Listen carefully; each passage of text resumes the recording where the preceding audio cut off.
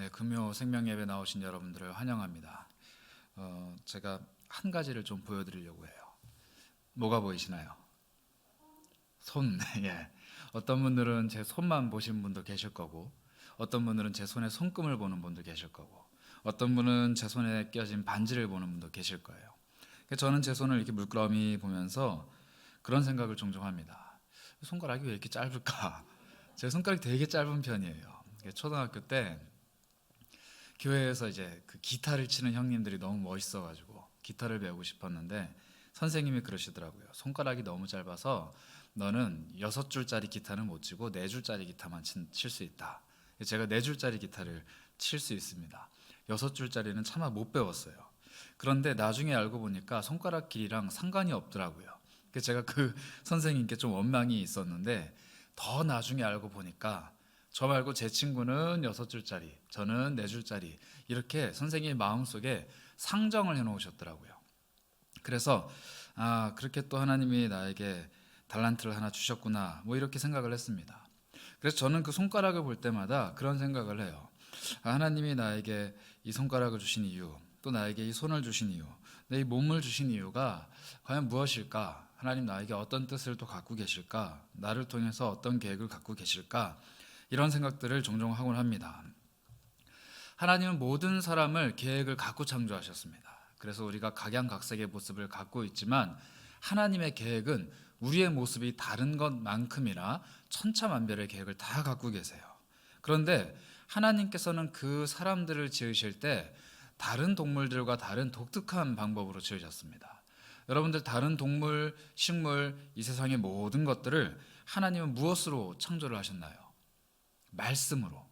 그렇죠? 하나님께서는 빛이 있으라 라고 말씀하시니까 빛이 있었습니다. 하나님께서 땅에 식물이 있어라 하니까 온갖 식물들이 자라났어요. 하나님께서는 생명이 있는 수많은 동물들이 있으라 라고 말씀을 하시니까 수많은 동물들이 나타났습니다. 그런데 사람만큼은 조금 다른 모습으로 또 다른 방법으로 창조를 하셨습니다. 우리 창세기 2장 7절을 함께 보겠습니다. 2장 7절입니다. 여호와 하나님이 땅의 흙으로 사람을 지으시고 생기를 그 코에 불어넣으시니 사람이 생령이 되니라. 아멘. 여호와 하나님이 땅의 흙으로 사람을 지으셨다고 합니다. 무에서 유를 말씀으로 창조하셨던 하나님이 땅의 흙을 모아서 사람을 지으셨다고 해요. 이 땅의 흙이라는 표현, 이게 정말 엄밀히 말하자면은 흙이 아니라 먼지입니다. 땅에 있는 티끌을 모아서 사람을 만드셨다는 거예요. 사람들은 흔히 진흙을 가지고 뭔가를 빚곤 하는데 이런 모래를 이렇게 모아서 물을 섞어서 진흙을 만드는 것보다도 훨씬 더 고된 작업이었을 겁니다. 왜냐하면 진흙은 입자가 좀 크기라도 하지만 여러분들 티끌, 이 공기 중에 자세히 보면 떠다니는 조그만 먼지 같은 것들, 1년, 2년 청소하지 않고 가만히 묵혀두었던 먼지들, 장롱 밑에 손가락을 넣어보면, 침대 밑에 이렇게 손을 넣어보면 구문쳐지는 작은 먼지들, 그런 먼지들을 하나님께서 손으로 긁어 모으시고 공중에 날아다니는 먼지들을 다 모으셔서 만드신 것이 사람이라는 거예요. 즉 하나님께서는 작은 티끌들을 긁어 모아 가시면서 이 사람 한 명을 만들어가기 위해서 무진장 애를 쓰셨습니다. 그런데 그 티끌만 모으신 것이 아니라 그 코에 생기를 불어넣으셨다고 합니다. 하나님이 인공호흡을 하듯이 사람의 코를 붙잡고 그 코에 숨을 후 불어넣으시니, 그 생기를 불어넣으시니 사람이 생명이 되었습니다. 이게 사람의 창조 과정입니다. 우리의 존재는 어쩔 수 없이 티끌입니다. 이 몸뚱아리, 제가 보기에는 짧은 손가락 혹은 이 위에 끼워진 반지 혹은 손금, 뭐 이런 다양한 모양이 있을 수는 있지만 제 손이 또 제 몸이 제가 가지고 있는 본질 자체는 그냥 티끌이라는 거예요. 죽고 나면 없어질 티끌입니다. 그런데 하나님의 숨결, 하나님의 생기가 제 속에 들어와 있으니 제가 살아 움직이는 사람이 된 것입니다. 언젠가는 제 속에서 생기가 사라지고 언젠가는 하나님이 불어넣으신 생명이 없어질 겁니다. 그러면 저는 티끌로 돌아가겠죠. 모든 사람이 사실 그런 존재입니다. 티끌로부터 만들어진 생명. 그러니 모든 사람의 존재 가치는 사실 그 사람이 몸 위에 무엇을 걸치고 있는가, 그 몸에 무엇을 넣고 있는가, 좋은 음식, 좋은 것들을 걸치고 또 좋은 것들을 누리며 살아가고 있는가에 있는 것이 아니라, 그 사람이 무엇을 향유하고 있는 것이 아니라 그 속에 하나님께서 불어넣으신 숨결, 이 생기가 바르게 돌고 있느냐가 중요하다는 겁니다. 하나님께서 내 안에 생명을 넣어주셨는데 누군가는 하나님의 생명과 전혀 상관없이 티끌이 원하는 대로, 몸뚱아리가 원하는 대로 그저 살아갑니다. 마치 바람이 이리저리 불면 티끌이 이리저리 흩날리듯이 그 사람의 인생은 중심 없이 이리저리 흩날려가는 것이죠. 그러나 하나님께서 베풀어 주신 숨결, 하나님의 생기를 품고 있는 사람, 하나님의 생명으로 살아가는 사람은 달라도 무언가가 다릅니다. 자, 그렇다면 왜 이렇게 사람들은 하나님의 숨결을 받았음에도 불구하고, 하나님의 생기를 받았음에도 불구하고 결국에는 티끌과 같은 존재, 즉 죽어 없어질 존재로 돌아가게 되었는가? 우리 하나님께서 범죄한 인간들에게 주신 저주 때문입니다. 창세기 3장 19절은 그 범죄를 이렇게 표현합니다. 하나님의 말씀입니다. 내가 흙으로 돌아갈 때까지 얼굴에 땀을 흘려야 먹을 것을 먹으리니 내가 그것에서 취함을 입었음이라. 너는 흙이니 흙으로 돌아갈 것이니라 하시니라. 하나님의 저주가 굉장히 두렵고 엄중합니다. 흙으로 돌아갈 때까지. 우리에게 내려진 저주는 우리가 죽을 때까지, 즉 우리 속에 살아있는 이 생명이 죽음을 맞이하여 하나님께서 베풀어 주신 이 숨결이 거두어질 때까지 땀을 흘려야 합니다. 먹을 것을 먹기 위해서 땀을 흘려야 한다는 것입니다. 부자가 되기 위해, 유명해지기 위해, 좋은 인생 살기 위해 땀을 흘리는 것이 아니라 살아남기 위해서 땀을 흘려야 되는 존재, 오늘 벌어서 오늘 입기 위해 오늘 땀을 흘려야 하는 존재가 바로 인간이라는 것입니다. 그 이유는 흙에서 나온 사람들이기 때문에 하나님께서 우리를 비천한 존재에서 끌어일으켜 세우시고 사람으로 만들어 주셨지만 존재 자체가 애초에 비천한 인간들이기 때문에, 죄인일 뿐이기 때문에 땀을 흘려야 겨우겨우 먹고 살고, 그렇게 살다가 흙으로 돌아가는 것이 우리들의 본질이라는 것이죠. 늘 수고하면서 살고, 늘 땀 흘리며 살고, 늘 전전긍긍하며 고민하며 애쓰는 것이 우리 인생의 본질이라는 겁니다. 그러니 고민 없이 살아가는 사람, 애씀 없이 살아가는 사람이 우리가 동경해야 될 삶이 아니라 그런 삶은 사실 일반적인 삶이 아닙니다. 하나님께서 우리에게 선언하신 일반적인 삶, 모든 이들의 삶은 흙이니 흙으로 돌아가는 사람, 매일매일 땀을 흘려야 겨우 먹고 사는 사람들이라는 것입니다. 그러므로 모든 사람의 마음 속에는 이 수고하는 것에 대한 안타까운 마음, 그리고 이 수고를 위로받고 싶은 마음, 내가 땀 흘려 수고하는 것에 대해서 어떠한 보상을 얻고 싶어하는 마음이 있습니다. 그러니 늘 수고하며 살고 그 수고를 위로받기를 원하는 마음이 우리 안에 있는 것이죠. 우리가 취하려고 하는 것, 쟁취하고 얻으려고 하는 것들의 본질을 가만히 살펴보면 다 우리를 위로하는 것들입니다. 돈은 우리에게 무엇을 위로하나요? 내가 땀 흘려 번 돈, 내가 애써서 번 돈, 그 돈이 나에게 땀 흘린 것에 대한 값어치가 되는 것이죠. 내 인기, 내가 일구어낸 가정, 내가 일으켜 세운 사업체, 내가 가지고 있는 수많은 재산들 다 무엇과 상환이 될까요? 땀입니다. 내가 들인 노력이라는 것이죠. 내가 수고했기 때문에 놓칠 수 없는 것이고, 내가 애썼기 때문에 다른 이들에게 빼앗길 수 없는 것이고, 내가 남들보다 더 땀 흘렸기 때문에 마땅히 받아야 될 보상이라는 것입니다. 이게 사람들이 갖고자 하는 모든 것들의 본질이에요. 땀 흘린 만큼 어디로부터인가, 누군가에게로부터인가 위로를 받고 보상을 받고 충족을 얻기를 원하는 마음, 그게 모든 사람들의 심리라는 것입니다. 그런데 과연 이렇게 살아가는 것이 그리스도인들의 삶의 자세일까요? 우리는 월급을 위해, 일당을 위해, 먹고 사는 일을 위해 살아가는 사람들일까요?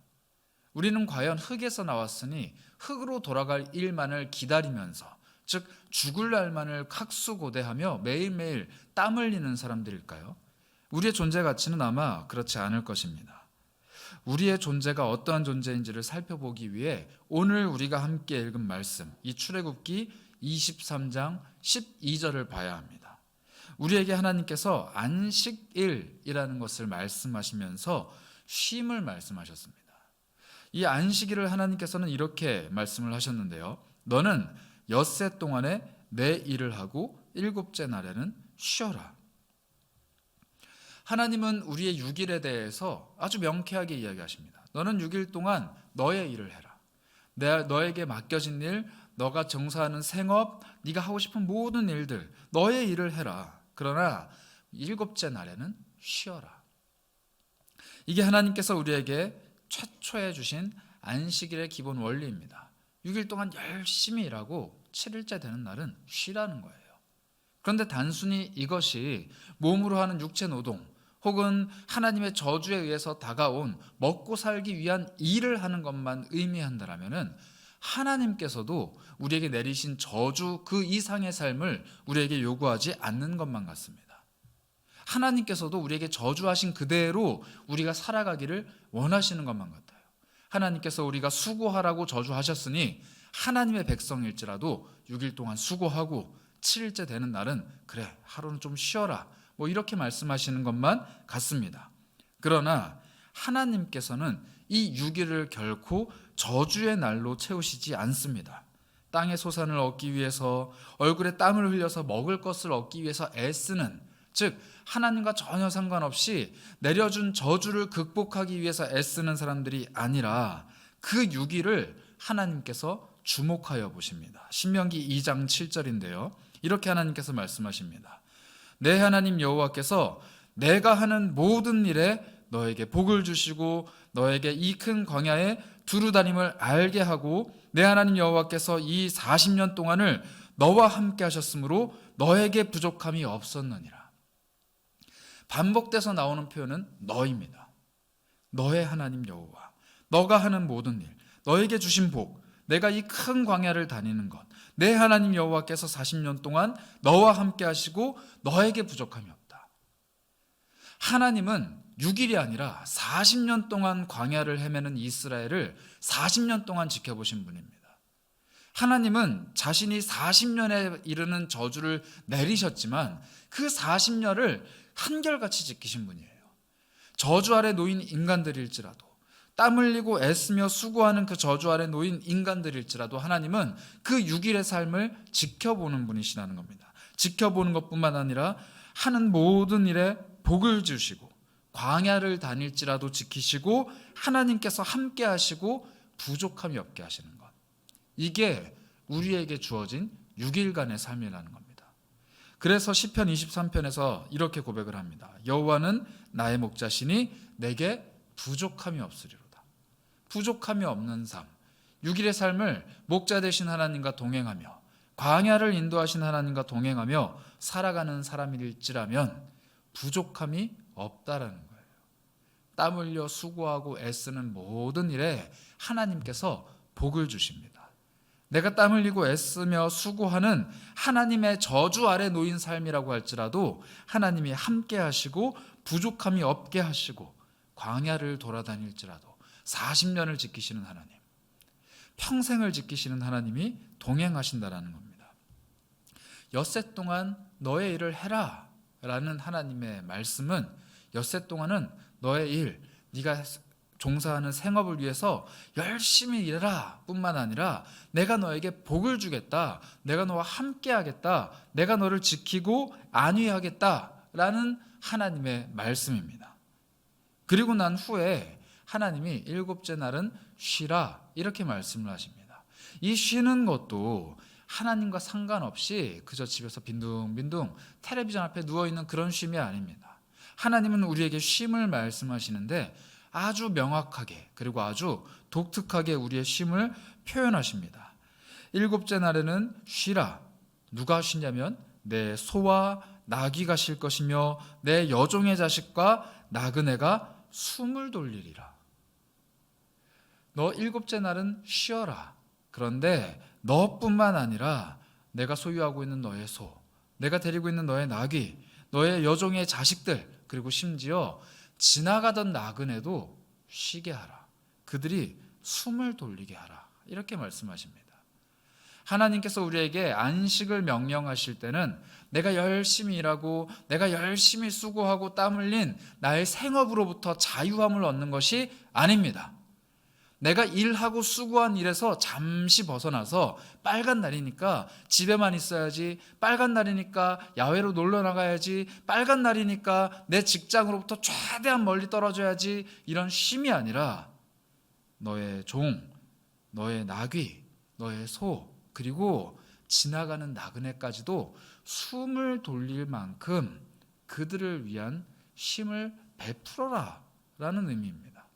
즉 나만을 위한 쉼이 아니라 다른 이, 공동체, 나의 소유, 나와 함께하는 모든 이들이 함께 안식하는 것, 이것이 하나님이 베풀어 주신 쉼의 원리입니다.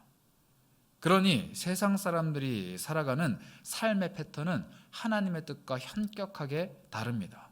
세상 사람들은 어떻게 살아가나요? 물론 지금은 주 5일이 돼서 출근을 5일만 하시는 분들도 계시지만 월화수목금토 열심히 일하고 일요일 날은 집에서 쉬고 또 열심히 일하고 집에서 충전하고 열심히 일하고 쉬고, 이것이 근로하는 자들, 노동하는 자들의 삶의 패턴입니다. 그러나 그리스도인들은 다릅니다. 6일 동안은 내가 가지고 있는 나의 일을 하나님과 함께 동행하며 부족함 없도록 인도하시는 하나님과 함께 걸어가며 살아갔다라면은 나머지 하루, 이 쉬는 날은 하나님과 함께 안식하는데 나와 함께하고 있는 수많은 이들의 유익, 나와 함께하는 수많은 이들의 안식, 그리고 지나가는 나그네마저도 나의 이 안식을 통해 함께 쉼을 누리고 함께 숨을 고르는 이 공동체를 위한 삶을 살아가라는 것이죠. 이게 안식일의 진정한 원리입니다. 그러나 이스라엘 백성들은 이 안식일의 원리를 오해하였습니다. 이 노동자처럼, 근로자처럼, 일하는 사람들처럼 열심히 일을 하다가 토요일, 즉 안식일이 되면은 아무 일도 하면 안 돼. 움직여서도 안 돼. 멀리 가서도 안 돼. 이건 일이야. 이건 안 돼. 라고 금지하며 쉬는 법을 만들어버린 겁니다. 그래서 예수님이 오셔서 그 안식일을 잘못됐다, 어긋났다, 너희가 하나님의 뜻을 오해하였다 교정을 해주셨습니다. 예수님의 사역 가운데 수많은 부분은 안식일에 대한 잘못된 이해를 고쳐가시는 일 가운데 바리새인들과 혹은 제사장들과 갈등이 일어났습니다. 저자가 안식일을 어기는구나. 내 아버지가 말한 안식일은 이것이다. 저자가 안식일을 또 범하는구나. 아니다. 하나님께서 안식일에도 일하시고 나도 일한다. 너희가 말하는 일과 쉼은 안식일의 진짜 정신이 아니다. 하나님이 원하시는 것은 죽어가는 이들을 살려내고 아파하는 이들을 치료하고 하나님의 공동체를 세워가는 것, 이것이 진짜 안식일이다. 예수님은 그렇게 이야기를 하셨습니다. 결국 예수님께서는 이 불완전한 안식일의 법을 완성하셔서 우리에게 주일의 새로운 법을 베풀어 주셨죠.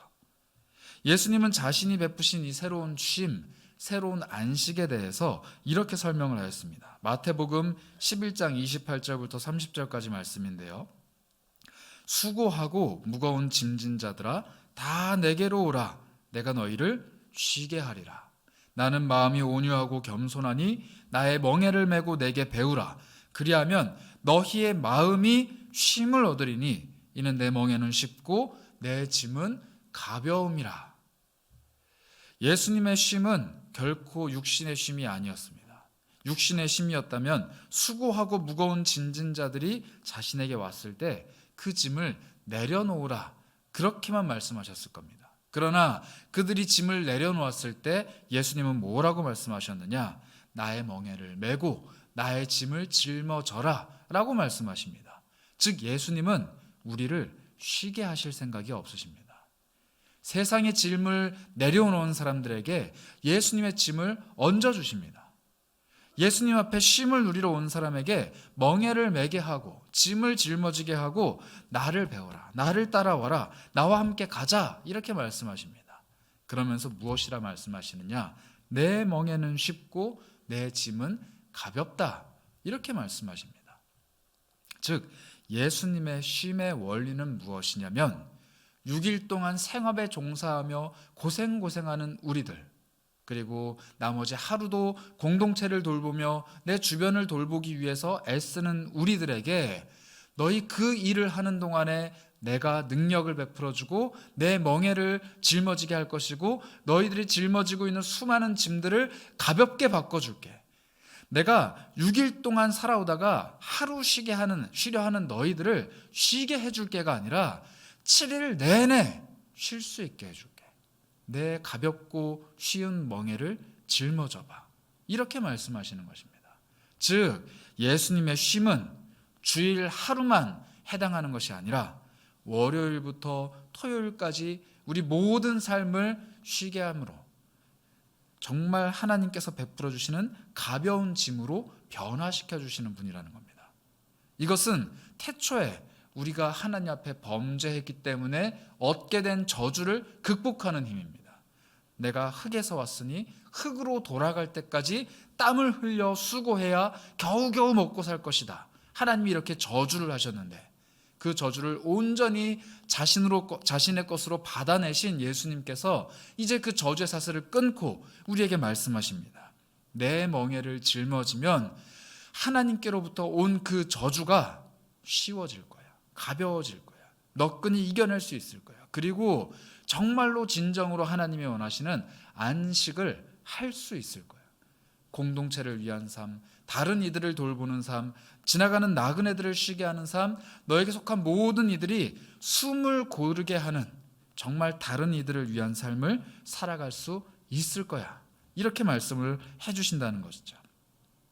예수님께 나아가는 자들에게, 그 모든 짐을 짊어지고 예수님께 나아가는 자들에게 예수님은 짐을 내려놓으라 말씀하시지 않습니다. 수고하고 무거운 짐진 자들아 다 내게로 오라. 내가 너희를 쉬게 하리라. 나는 마음이 온유하고 겸손하니 나의 멍에를 메고 내게 배우라. 그러면 너희의 마음이 쉼을 얻으리라. 수고하고 무거운 짐을 진 자들에게 짐을 내려놓으라고 결코 말씀하시지 않습니다. 오히려 너희의 지친 그 마음, 너희의 상한 그 마음, 너희의 무너져 내린 그 마음을 내가 쉬게 하리라. 짊어진 그 짐이 예수의 멍에로 바뀌고 짊어진 그 짐이 예수의 짐으로 바뀌어서 쉽고 가벼워지는 놀라운 기적, 그리고 마음의 쉼을 누리게 되는 놀라운 은혜를 우리에게 베풀어 주신다는 것입니다. 여러분, 먹고 사는 게 힘듭니다. 코로나 시대를 지나가며 하루하루 입에 풀칠하는 것도 힘듭니다. 참 어렵고 힘든 시대를 지나갈 때 이 상황이 변화되는 것이 우선이 아니라 내 모든 삶의 여정이 주 앞으로 나와서 우리 주님의 멍에가 되고 주님의 짐으로 변화될 때 내 마음에 쉼이 생겨나게 됩니다. 삶은 변하는 게 없을지 모르지만 내 마음에 쉼이 들어서는 순간, 내 마음에 예수의 마음이 깃들여지는 순간 하나님의 저주의 굴레는 사라지고 예수의 은혜의 굴레가 나를 온통 에워싸는 것입니다. 나에게 주어진 삶이 기쁨으로 변합니다. 나에게 주어진 생업이 저주가 아니라 다른 이들을 위한 은혜의 통로가 됩니다. 나에게 주어진 삶의 어려움들이 무거운 짐이 아니라 예수의 멍에가 되고 예수의 짐이 되는 것입니다. 예수님께서 내 어깨에 얹어주셨는데 왜 마다하겠습니까? 예수님이 나에게 그 삶의 자리로 초대를 하셨는데 내가 왜 도망가겠습니까? 예수님이 나에게 이 어려운 삶을 맡겨주셨는데 나에게 왜 힘을 주지 않으시겠습니까? 예수님께서는 우리에게 그 짐을 할 수만 있다면 가볍게 하시려고, 할 수만 있다면 쉽게 하시려고 십자가까지 짊어지신 분입니다. 우리가 아무리 인생의 짐을 어렵고 힘들게 짊어진다고 한들 예수 그리스도께서 짊어지신 십자가보다 어려울 수는 없습니다. 우리 삶이 아무리 괴롭다고 한들 예수께서 받으신 그 고난보다 괴로울 수 없는 것입니다. 우리가 아무리 저주 아래 놓였다고 한들 예수님이 홀로 온전히 감당해내신 인류의 저주보다 클 수 없습니다. 예수님은 모든 것들을 이겨내셨습니다. 그리고 우리에게 쉼을 약속하시는 것이죠. 그러니 코로나 시기를 지나가며 그리고 우리 삶의 현장에서 땀 흘려 수고하며 살아가는 우리들에게 필요한 것은 예수 그리스도의 쉼입니다. 월화수목금토 열심히 일하고 빨간 날 하루 편안하게 쉬는 것 필요합니다. 그것을 부정하는 것은 아닙니다. 그러나 우리에게 더욱더 필요한 것, 모든 삶을 가벼운 것으로 변화시키시는 예수 그리스도 7일 동안의 숨고르기입니다. 하루 숨고르고 하루 쉬고 하루 하나님 앞에서 안식한 후에 6일 동안 고생고생 생고생하는 삶이 아니라 하나님이 주어주신 우리의 7일의 삶 모두가 하나님 안에서 가볍고 쉬운 삶, 일상에서 나의 가족과 생업과 나의 삶을 돌보는 일도 너무나도 쉽고 기쁘고 하나님께서 베풀어 주신 짐이라는 놀라운 사실, 그리고 주일에 함께 모여 우리 공동체가 서로를 섬기고 이웃들을 세워가며 우리에게 맡겨주신 사명을 일궈가는 그 일마저도 너무나도 쉽고 즐겁고 기쁜 사명이 되는 것, 예수 그리스도 앞에 나와서 그 쉼을 누리는 사람들의 마음속에 하나님이 베풀어 주시는 은혜입니다. 그러니 우리는 우리에게 주신 큰 사명, 이 지역을 사랑으로 섬기고 또 세계 선교를 마무리하며 또 다음 세대를 불꽃같이 일으키는 그 사명을 엄중하게 그리고 무겁게 그리고 진지하게 받아들일 필요가 없습니다. 왜냐하면 하나님께서 주신 것이기 때문에 하나님께서 그 짐을 가볍고 쉽게 하실 것이기 때문입니다. 물론 우리 힘으로 그것을 하려고 하면 너무 힘듭니다. 은혜의 대장정을 우리가 가겠다고 결심하고 첫 발을 내딛는데 이거 우리 힘으로 하겠다고 하면 너무 어렵습니다. 그러나 하나님께서 우리에게 얹어주신 멍에이기 때문에, 하나님께서 우리에게 하라고 지워주신 짐이기 때문에 거뜬히 지고 일어날 수 있는 것입니다. 하나님이 그것을 붙들고 계시기 때문입니다. 우리가 힘겨워서 가지 못하면 하나님이 대신 짊어지고라도 가실 것입니다. 우리가 그거 감당할 수 없다고 두려워하면 하나님이 우리에 앞서 가시면서 길을 열어주실 겁니다. 우리 교회 공동체에 주신 사명뿐만 아니라 나 개인에게 주신 그 소명까지도 하나님은 거뜬하게 감당할 수 있는 힘을 주실 것입니다. 이 예배의 시간이 또 주일에 그 예배의 시간들이 우리의 숨고르기가 되었으면 합니다. 하나님 앞에서 숨을 고르면서 나에게 주어주신 사명이 무엇인지 다시 한번 되새기면서 우리 공동체에 베풀어 주신 은혜가 무엇인지 다시 한번 마음에 새기시면서 하나님 앞에서 쉼을 얻는 그런 시간들이 되길 원합니다. 세상 근심 걱정이 다 내 마음속에 들어 있습니다. 그러나 그 마음의 쉼을 베풀어 주시는 분은 오직 한 분, 예수 그리스도이십니다. 그 무엇도 내 마음을 쉬게 할 수 없습니다. 오직 예수 그리스도만이 우리를 쉬게 하십니다. 세상의 모든 짐을 짊어지고 걸어가는 사람들은 반드시 넘어집니다. 연약해서 넘어지고 연약해서 쓰러지고 연약해서 뒹굴게 됩니다. 그러나 주님 베풀어 주신 은혜, 주님의 쉼을 누리는 사람은 연약함에도 불구하고 거뜬히 큰 일을 해냅니다. 왜냐하면 크신 주님이 우리와 함께 계시기 때문입니다.